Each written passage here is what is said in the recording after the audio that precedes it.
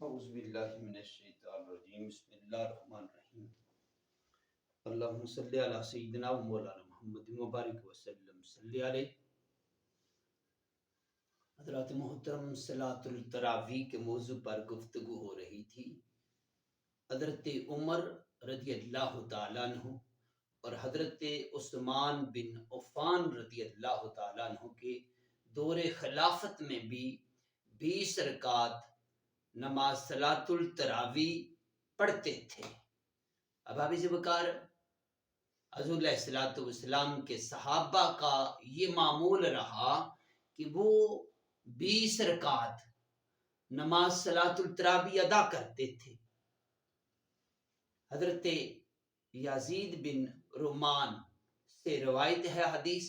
کہ حضرت عمر بن خطاب رضی اللہ تعالیٰ عنہ کے دور میں رمضان المبارک کا واقعہ ہے۔ رمضان المبارک میں لوگ یعنی صحابہ کرام 20 رکعت نماز صلاۃ التراویح اور 3 وتر ادا کرتے تھے۔ اسے امام بہقی اور امام فریابی نے روایت کیا ہے۔ یہ حدیث سند کے ساتھ پیش کی گئی ہے اور اس کو آگے حضرت یحییٰ بن سعید رضی اللہ تعالیٰ عنہ سے مروی ہے کہ حضرت عمر بن خطاب رضی اللہ تعالیٰ عنہ نے ایک شخص کو حکم دیا کہ وہ لوگوں کو 20 رکعت تراویح ادا کرائے، پڑھائے۔ تو اس حدیث کو امام ابن ابی شیبہ نے بیان کیا ہے۔ اب ابھی ذکر ان حدیثوں سے معلوم ہو رہا ہے کہ 20 رکعت صلاۃ التراویح پر حضور کے صحابہ کا یہ متفقہ فیصلہ تھا، وہ پڑھتے تھے، کیونکہ نبی کریم علیہ الصلوۃ والسلام نے بھی صحابہ کو 20 رکعت نماز صلاۃ التراویح پڑھائی، اور حضرت عمر بن خطاب رضی اللہ تعالیٰ عنہ اور عثمان بن عفان کے دور میں بھی 20 رکعت نماز صلاۃ التراویح ادا کی جاتی تھی۔ اور اب ابھی حضرت صاحب بیان کرتے ہیں کہ ہم یعنی صحابہ نبی صلی اللہ علیہ وسلم کے بارے میں وہ گفتگو کر رہے تھے۔ بیان کرتے ہیں کہ عمر بن خطاب رضی اللہ تعالیٰ عنہ کے زمانہ میں قلیل اللیل، قیام اللیل یعنی رات کو جاگنا،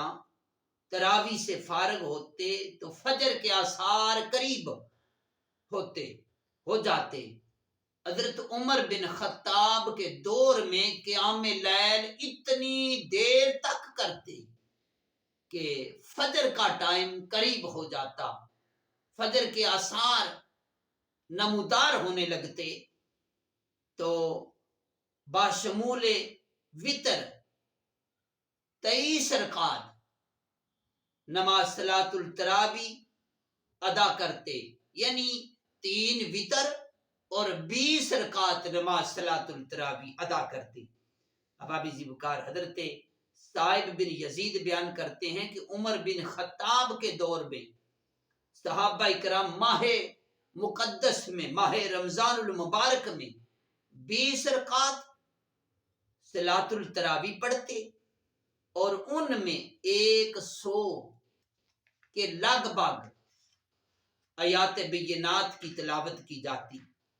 سورتیں پڑھی جاتی، اور حضرت عثمان بن عفان رضی اللہ تعالیٰ عنہ کے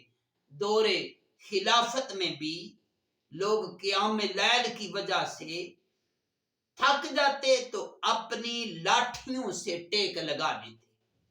اب ابھی ذکر اب پتہ چل رہا ہے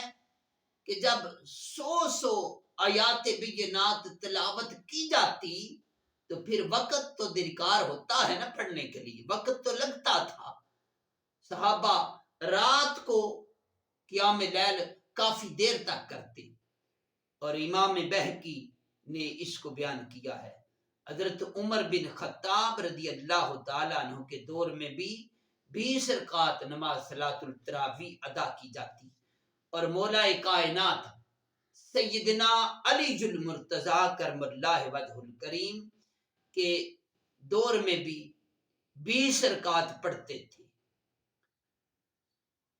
حضرت علی کرم اللہ وجہ الکریم نے ایک شخص کو رمضان المبارک میں لوگوں کو 20 رکعت نماز تراویح پڑھنے کا حکم دیا، اور ابو عبد الرحمن سلمہ بیان کرتے ہیں کہ مولا کائنات، مولا مشکل کشا علی المرتضی کرم اللہ وجہ الکریم نے رمضان المبارک میں قرآ حضرات کو بلایا، یعنی جو حفظاء کرام تھے، جو قرات کرنے والے تھے، ان کو مولا کائنات نے جمع کیا، اکٹھا کیا، بلایا، اور ان میں سے ایک شخص کو حکم دیا کہ وہ لوگوں کو 20 رکعت نماز تراویح پڑھائے، اور خود مولا کائنات حضرت